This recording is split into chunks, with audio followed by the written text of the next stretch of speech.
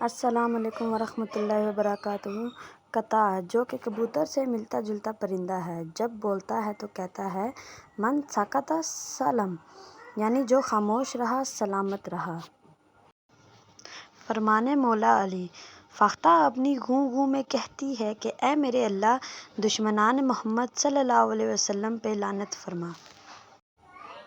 فرمان مصطفیٰ صلی اللہ علیہ وسلم: بے شک تم جنت میں اڑتے ہوئے پرندے کو دیکھو اور تمہارے دل میں اسے کھانے کی خواہش پیدا ہو تو وہ اسی وقت بھونا ہوا تمہارے سامنے پیش ہو جائے گا۔ سب سے عقل مند پرندہ حضرت سیدنا امام ابو شکور سالمی فرماتے ہیں اعقل الطیور الحمام، یعنی پرندوں میں سب سے زیادہ عقل والا کبوتر ہے۔ ایک حدیث مبارکہ میں ہے کہ آپ صلی اللہ علیہ وسلم نے 4 جانوروں چیونٹی، شہد کی مکھی، ہدہد اور سرد کو مارنے سے منع فرمایا ہے۔ تمام سانپوں کو قتل کرو سوائے سفید سانپ کے، کیونکہ یہ جنات کی ایک قسم ہے۔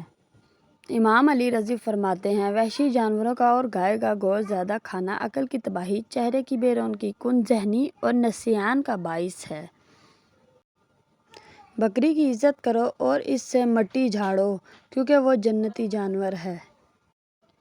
بکریاں رکھا کرو کیونکہ ان میں برکت ہوتی ہے۔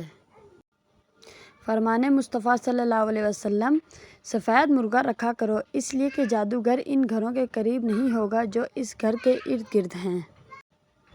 آپ کے گھر سے کبھی رزق ختم نہیں ہوگا جس گھر سے پرندوں، جانوروں اور چیونٹیوں کو رزق ملتا رہے، اس گھر سے کبھی رزق ختم نہیں ہوتا۔ آپ تجربہ کر لیں، آپ پرندوں، چیونٹیوں اور بلیوں وغیرہ کو کھانا، دانا اور پانی ڈالنا شروع کر دیں، آپ کے گھر کا کچن انشاءاللہ کبھی بھی خالی نہیں رہے گا۔